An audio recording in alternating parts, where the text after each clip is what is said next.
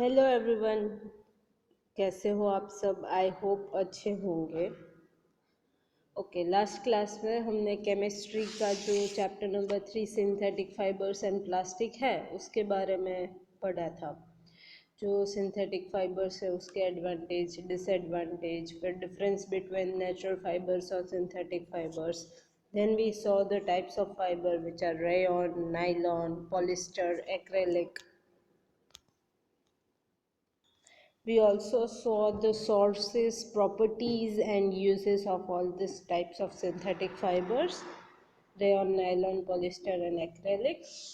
So in today's class we will learn about plastic, what is plastic made, how it is made, why it is invented. So अभी हम देखें कि अपने आसपास की जो सारी चीज़ें हैं उसमें you see around, तो आपको बहुत सारी चीज़ें प्लास्टिक की दिखेगी। All the things around us we revolve a lot around a plastic. So have you ever wondered कि प्लास्टिक ही क्यों, वाई ये फर्स्ट प्लेस में इन्वेंट ही क्यों हुआ? अगर ये इतना यू हैव हर्ड अबाउट कि plastic is harmful, we should not use, तो अगर यूज़ इट इज़ हार्मफुल तो पहले प्लेस पे उसको इन्वेंट ही क्यों किया, why it was invented, right? So now let us learn what plastics are made up of and their uses. So plastics, we use objects such as water bottles, straw, bags, toys, chair and many more that are made up of plastic. These are the simple examples that we see in our daily day life. Bottles है, bags है, वो सब plastic से बने हुए हैं. So now what are plastics are made up of? Plastic क्या होता है? एक सिंथेटिक मटेरियल होता है जिसमें बहुत सारे यूनिट्स ऑफ पॉलीमर्स ऐड किए जाते हैं और इंटरकनेक्टेड होके वो प्लास्टिक बनता है. So plastics are synthetic materials that are made up of many units of polymer interconnected with each other. Now composition of plastic कैसे बनता है? The interconnection between polymers can be of two types. Linear structure, units arranged one after another in a line. Cross-linked structure, units arranged in one or two lines with interconnection between them. So जो plastic के polymers है उसके दो types of composition हो सकते हैं. एक linear structure जिसमें सारे एक लाइन में सेट किए गए हो और उसको अरेंज किए गए हो एक लाइन में, तो उसको लीनियर स्ट्रक्चर बोलते हैं. अगर क्रॉस लिंक स्ट्रक्चर की बात करें उसमें दो लाइन मिलती है और उसमें भी एक यूनिट बीच में होता है. हियर यू कैन सी कि एक ये लाइन है, एक ये लाइन है, उसको भी कनेक्शन मिल रहा है. तो मतलब अगर इधर से भी लाइन जा रही है तो इधर कनेक्शन है, इधर कनेक्शन है, और एक लाइन जा रही है तो इधर है, इधर है. So in your textbook also you can see the figure on page number 58, supplementary book page number 4. वहाँ पे भी क्रॉस लिंक्ड पॉलीमर और लीनियर पॉलीमर का एग्जाम्पल फिगर दिया हुआ है. ऐसा नेसेसरी नहीं है कि ये सिर्फ स्ट्रेट लाइन हो, right? It can be like this anyway but in a single line. So that is linear structure. और क्रॉस लिंक स्ट्रक्चर, उसमें इंटरकनेक्शन होता है, मतलब दो चीज़, दो लाइन को, दो लीनियर स्ट्रक्चर को यूनिट करना होता है, उनको कंबाइन करना होता है और वो डिफरेंट एक और लीनियर स्ट्रक्चर उनको कंबाइन करता है. तो that is cross link structure. So now what do you observe about the shape of this material? What are they made up of? The shape of the mug and chair are different. Both are they made up of plastic. हम देख रहे हैं जो मग है, tub, bathing tub है, जो chair है वो प्लास्टिक से बनी हुई है और उनका शेप अलग है. Now if you step out of the home and it start raining, you are carrying bag filled with goods and you do not have any umbrella. What kind of bag should you carry? एक figure में plastic bag दिया हुआ है, एक में cloth bag दिया हो. तो अगर आप बाहर जा रहे हो और रेन हो रही है और आप अम्ब्रेला लेके नहीं गए हो तो protect all the food items that is in the bag, तो आप कौन सी बैग यूज़ करोगे, प्लास्टिक बैग या cloth bag?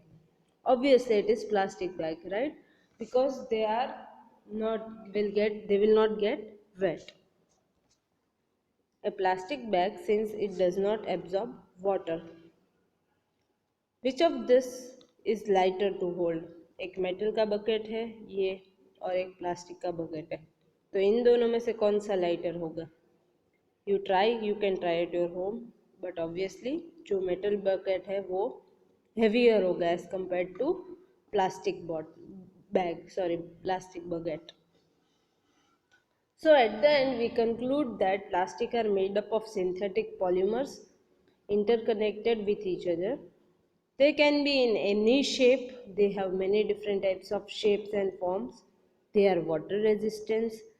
They are making container used for storage, and they are very lighter and easier to use when compared to metal. If अगर metal की बात करें तो वो उससे हल्के हैं, वाटर रेजिस्टेंस है, कोई भी शेप में फॉर्म हो सकता है, और पॉलीमर्स जो इंटरकनेक्टेड मिलके प्लास्टिक बनाते हैं. So now let's see practice question number 3.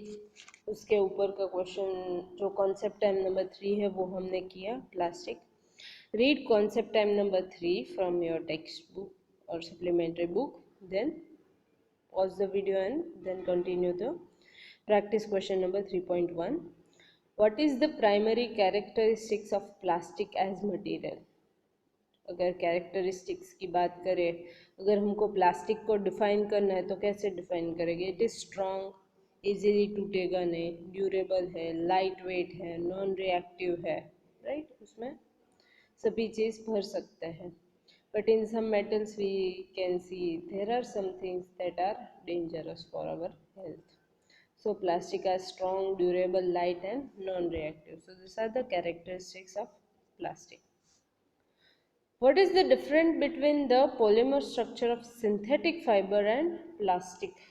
अगर पॉलीमर स्ट्रक्चर की बात करें, हमने अभी प्लास्टिक का स्ट्रक्चर देखा, और जब हमने पहला लेक्चर किया था वाटर सिंथेटिक फाइबर्स, उसमें जो स्ट्रक्चर ऑफ सिंथेटिक फाइबर्स की बात की है, तो उसका डिफरेंस मेन क्या है कि in synthetic fibre the polymer structure is linear, where in plastic the polymer structure can be linear or cross linked. हमने जो सिंथेटिक फाइबर्स देखे थे उसमें एक पॉलीमर है, मोनोमर, वो सब कंबाइन होके they will make many units which is polymer. Monomer से पॉलीमर बनता है, that is synthetic fibres. But in plastic we saw the linear fibres and cross linked polymers and linear polymers. So that is the one difference कि synthetic fibers में linear polymer है, और polymer जो plastic में जो structure है उसका linear और क्रॉस लिंक दोनों में से कोई भी एक हो सकता है. Now if we see 3.3, list 5 objects that you use daily which are made up of plastic. अगर प्लास्टिक से बनी हुई कोई भी 5 चीज़ें आपको लिखनी है, जैसे स्केल है, कंपास है, पेन है, water bottle, tiffin box, writing pad, आपको जो दिख सकता है वो आप लिख सकते हो. Any 5 objects that is on your own, आप कोई भी ऑब्जेक्ट्स लिख सकते हो. Now fourth question is list 2 objects around you that are made up of natural material and can be replaced by plastic. आपके आसपास में ऐसे चीज़ देखने हैं जो नेचुरल मटेरियल से बना हुआ है, बट उसको प्लास्टिक में भी कन्वर्ट कर सकते हैं, वो प्लास्टिक का भी बन सकता है. जैसे वुडन की चेयर है, that is would is natural material, और उसको प्लास्टिक में कन्वर्ट कर सकते हैं, प्लास्टिक की चेयर भी है. क्ले पॉट्स, जो માટલા હોય, આપણા ગુજરાતીમાં કહેવાય માટલા, માટલું જે છે clay pots that are made for plants or can be replaced with plastic pots. જો માટલાની વાત કરીએ તો માટલા બી થાય, પછી આમાં ક્લે પોટ્સની વાત થાય જે પ્લાન્ટ્સ માટે આપણે યુઝ કરીએ છીએ. કુંડા, જે માટીના કુંડા આવે છે એને પ્લાસ્ટિકના કુંડા, કાચના કુંડામાં ટ્રાન્સફર કરી શકીએ. પ્લાસ્ટિકના કુંડા બી આવે છે. પછી આપણે માટલાની વાત કરીએ તો માટીના માટલા બી આવે, ને હવે તો રિસન્ટ બેઝિસમાં પ્લાસ્ટિકના બી માટલા આવવા માંડ્યા છે. So you can write any of the example that is you can relate to, right? So that's it for practice question number 3. Now let's see next topic. So now let's see the types of plastic. उसके पहले एक polythene bag लो और polythene bag को crumble करो, मतलब उसको पूरा એને ડૂચોમાં વાળો, બરાબર. હવે એમાં જોયો તમે શું ચેન્જ ઓબ્ઝર્વ કરો છો? તમે એવું જોશો કે પોલિથીન બેગનો શેપ થોડો ચેન્જ થશે, થોડી ક્રીઝ આવવા મળશે. એને સ્ટ્રેચ કરો તો એનામાં શું ઓબ્ઝર્વ થશે? તો એ સેજ એક પોઈન્ટ સુધી સ્ટ્રેચ થશે પણ પછી ફાટી જશે, રાઈટ. તો ઇફ પ્લાસ્ટિક પ્લેટની વાત કરીએ, પ્લાસ્ટિકની પ્લેટ હોય, એને સ્ટ્રેચ કરો, એને બેન્ડ કરો, થશે? નહીં થશે. તો મતલબ બે ઓબ્જેક્ટ પ્લાસ્ટિકથી જ બન્યા છે પણ બંને રિએક્શન કેવું આપે છે? અલગ આપે છે. So both the material you saw were made up of plastic but they behaved very differently when they are stretched और बेंड. सो ऐसा क्यों हो रहा है? दिस इज बिकॉज कि वो एक डिफरेंट टाइप्स ऑफ प्लास्टिक से बने हुए हैं. So now let's learn about the types of plastics. Types of plastic. Depending on their ability to withstand the heat, there are two types of plastic. Two types of plastic होती है और वो किस हिसाब से उसको डिफ्रेंशिएट करते हैं? जो हीट कैपेसिटी होती है, हीट को एब्जॉर्ब करने की, कितना वो सह पाता है, उसके हिसाब से टू टाइप्स ऑफ प्लास्टिक है. First is thermoplastic and second is thermosetting plastic. First is thermoplastic and second is thermosetting plastic. So plastic that deform or bend easily are known as thermoplastic.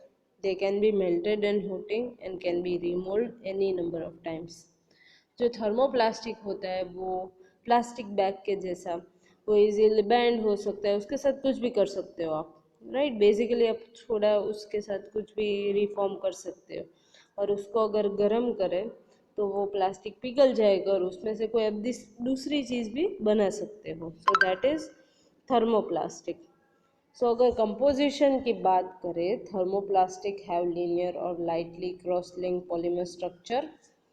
जो हमने polymer structure linear और cross link देखा वो thermoplastic का composition है और उसके example है water bottle, polythene bag, PVC pipes. This are the few examples of thermoplastic. The PET bottle, right? Polyethylene tetraphylline or PVC, polyvinyl chloride. These are the examples of thermoplastic. What is the full form of PET? Polyethylene terephthalate and PVC is polyvinyl chloride. Polyvinyl chloride, right? So these are the two types of thermoplastic. Now, if we talk about thermosetting plastic. Thermosetting plastic does not deform or bend easily. They break when they are forced to bend. Once molded, they are permanently set and cannot be remolded into any other shape. Thermosetting क्या होता है? जैसे plastic की जो हमने bottles और PVC pipes और जो उसकी बात की, तो वो कैसी चीज़ें हैं? थर्मो प्लास्टिक की, उसको इजीली बेंड कर सकते हो, फिर उसको हीट कर से वापस उसमें से कोई दूसरी चीज़ बना सकते हो. बट थर्मोसेटिंग प्लास्टिक ऐसी चीज़ है, जैसे इधर इमेज में दिखाया हुआ है कि एक स्केल है, उसको बेंड करने की ट्राई कर रहे तो वो ब्रेक हो जाए, फिर उसमें से वापस वो बन नहीं सकता. वंस दे आर मोल्ड तो मतलब वो इस स्केल बना दिया तो मतलब वो स्केल रहेगा, उसमें अगर आप कोई चेंज नहीं कर सकते हो. So that is thermosetting plastic. उसका कंपोजिशन ऑफ थर्मोसेटिंग की बात करें तो वो highly cross link polymer structure है. बहुत क्रॉस लिंक, जो हमने क्रॉस लिंक स्ट्रक्चर जो फिगर में देखा था और ये बहुत डिफरेंट है. Cross link structure highly cross link है, कोई भी चीज़ कहाँ से भी मिल रही है, एक दूसरे से अटैच हो रही है, तो highly cross link polymer structure है, राइट. और उसके एग्जाम्पल की बात करें तो कॉकरी है, micro safe container, handles of the cookware, वो सब जो चीज़ें हैं जिस प्लास्टिक से बनी हुई है, टिफ़िन बॉक्स है, प्लास्टिक का जो कॉकरी सेट है, वो सब चीज़ एक बार बन गई तो बन सक गई, अभी उसको तोड़ नहीं सकते, right. If we try to bend तो वो टूट ही जाएगा, उसको वो बेंड नहीं होगा. So that are thermosetting plastic. So if we see the difference Thermoplastic may they deform or bend easily when heated, or they can be heated to melt into liquid and remold any times, और number of times वो हो सकता है. अगर thermosetting plastic की बात करें वो डिफॉर्म नहीं होगा, बेंड नहीं होगा, और जो उसका शेप हो गया वो परमानेंट सॉलिड स्टेट होगा, उसको रिमोल्ड नहीं कर सकते हैं. सेकेंड इज कि थर्मोप्लास्टिक है जो वो उसका कंपोजिशन लीनियर और लाइटली क्लोज लिंक्ड होगा. बट थर्मोसेटिंग प्लास्टिक की बात करें then highly cross linked polymers. And उसके एग्जांपल्स थर्मोप्लास्टिक के प्लास्टिक बैग्स, बॉटल्स, पीवीसी.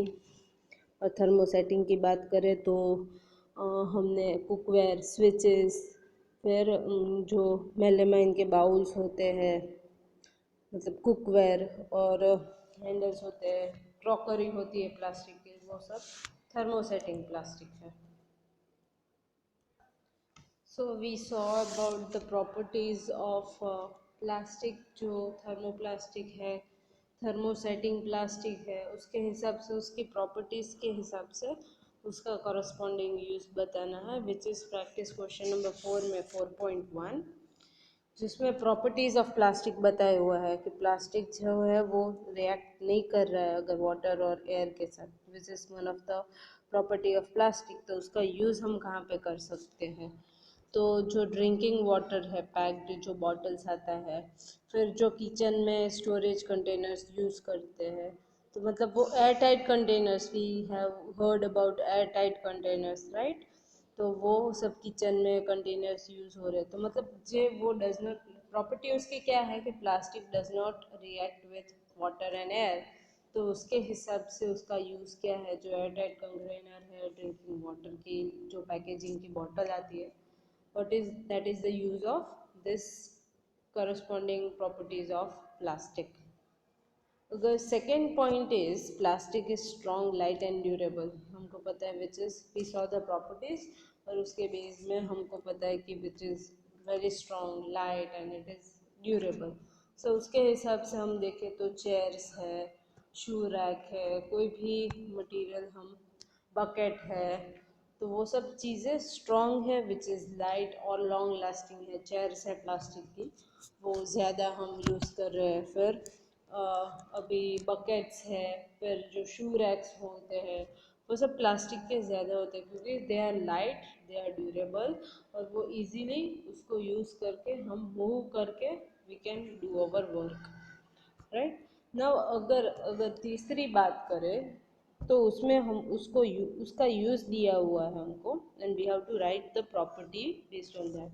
तो यूज़ क्या है? It is use to make the outer ring cover of heat appliances, and it is also use to make handles of the utensils. तो उसका मतलब क्या हुआ कि वो प्लास्टिक को हम गर्म नहीं कर सकते, और वो इजीली जो हैंडल्स है प्लास्टिक में, जो यूटेंसिल्स में बन सकते हैं, तो उसके लिए यूज़ हो रहा है. वो डायरेक्टली हम गर्म नहीं कर पा रहे, तो that is because of plastic is an bad conductor of heat and electricity. So here are the answer. First में जो packaging, drinking water, kitchen storage containers etcetera. B है using the making of furniture like chairs and desk, shoe rack. And C is it is the bad conductor of heat and electricity. For the corresponding uses, electrical appliances and handles of utensil, because they are the bad conductor of heat and electricity. So that are the properties of plastic. We completed 4.1. Now let's see next question. So second question is, why is plastic used to make objects with different use? Plastic is used to make objects with different use because it has many different properties. Just plastic is a poor conductor of heat and electricity.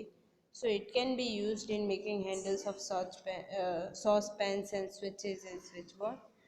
They are non-reactive, so it can be used to make container in which we can store food. Or it is lightweight and durable, so we can use to make some buckets, right? तो use के हिसाब से, plastic के use के हिसाब से उसका different different properties के हिसाब से उसका डिफरेंट यूज़ है. Poor conductor of heat and electricity, इसलिए जो गर्म चीज़ सॉस पैन्स है, कोई भी यूटेंसिल्स है जिसका वो हैंडल देना है, वो हम प्लास्टिक से देंगे, क्योंकि उसको हम डायरेक्ट नहीं गर्म कर सकते, but it can be safer side rather than metal. Switch boards है, स्विचेस है, वो इलेक्ट्रिसिटी उसमें पास हो रही है, तो मतलब वो that will not do anything. So switches and switch board are also for made up of plastic. अगर रिएक्टिव की बात करें तो जब हम फूड स्टोर करते हैं, वो अगर प्लास्टिक में स्टोर करेंगे और वो रिएक्ट होगा, मतलब वो it will make the food stale, और food will be get stale और सब कुछ हो जाए, तो उसकी वजह से वो नॉन रिएक्टिव है, उसकी वजह से हम उसको प्लास्टिक में स्टोर करते हैं। लाइट वेट है, इसीलिए वो बकेट और वो सब चीज़ें हम प्लास्टिक की बनती है, क्योंकि इजीली लाइट वेट है और हम कहीं भी उठा के जा सकते हैं। Now let's see practice question number 4.3 and 4.4. So 4.3, will you use thermoplastic or thermosetting plastic to make a placement for hot utensils? अगर कोई जो गर्म चीज़ को रखने के लिए अगर प्लास्टिक की कोई चीज़ बनानी है, तो वो आप थर्मो प्लास्टिक बनाओगे या थर्मोसेटिंग बनाओगे? उसके लिए जो प्रॉपर्टीज़ ऑफ प्लास्टिक है उसके हिसाब से हम सोचेंगे। जो थर्मोप्लास्टिक है वो अगर उसके ऊपर हीट अप्लाई करेंगे तो वो एकदम पिघल जाएगा, it will melt and we can make another mould out of that. But thermosetting plastic है, वो हीट रेजिस्टेंस है, तो वो मोल्ड नहीं होगा। So I think we should use thermosetting plastic to make a placement for the your utensils. I hope कि placement आपको समझ आए। अगर नहीं समझ आए तो प्लेसमेंट क्या होता है कि अगर कोई चीज़ गैस के ऊपर से आप उतार रहे हो, वो पूरा कुकर है वो गर्म है, तो इसको डायरेक्ट आप प्लेटफॉर्म पे नहीं रख रहे हो, वो एक प्लास्टिक का प्लेसमेंट होता है जिसके ऊपर आप वो रखो कि नीचे वाला पत्थर या जो कोई भी चीज़ है, प्लेटफॉर्म या जो कोई भी चीज़ टाइल है, वो गंदी न हो, वो उसके ऊपर रिएक्ट न करे, इसके लिए हम प्लेसमेंट रखते हैं, right? So we will use thermosetting plastics to make placement for hot utensils, as it is heat resistant. It does not deform or bend on being heated. Now 4.4. Would you use thermoplastic or thermosetting plastic? Sorry. Should you pour hot tea in a PET bottle? Give reason to support your answer. जो पेट बोतल होती है वो सभी चीज़ें हमने देखी, PVC, polyethylene टेराफेफलेट, polyvinyl chloride, वो सब चीज़ें जो है वो सब थर्मोप्लास्टिक से बनी हुई है, तो वो हीट रेजिस्टेंस नहीं होगी, वो तुरंत वो आसानी से मेल्ट हो जाएगी। अगर कोई भी हॉट टी या कोई भी हॉट चीज़ अगर आप पेट बोतल में डालोगे, they will melt. So we should not use thermoplastic bottle. We should not pour hot tea in a thermoplastic bottle, as it is deform easily when it is exposed to heat. Now let's see 4.5. Plastic is strong, light and durable. Can you think of any two application जिसमें ये quality useful है, where this quality are useful? Plastic is strong, light and durable, वो quality को देख के हमको कोई application बता दी है जो स्ट्रॉन्ग है, लाइट। तो अगर फर्नीचर की बात करें, चेयर है, वो सब, तो वो लाइट वेट है, स्ट्रॉन्ग है, ड्यूरेबल है। और फिर if we talk about the second object, second application, that can be plastic container, और किचन के जो कंटेनर्स होते हैं, they are also strong, light and durable. So we can write any of the two application based on your thinking. I thought of plastic kitchenware containers and plastic chairs and that two items. So from my side you can write any other two.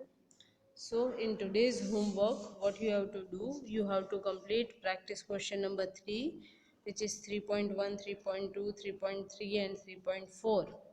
Right? And you have to read concept time number 3 and concept time number 4, and in practice question number 4 you have to complete till 4.5. 4.1, 4.2, 4.3, 4.4 and 4.5. So total 5 and 4, 9 questions in total. You have to complete that in your homework and send it to me.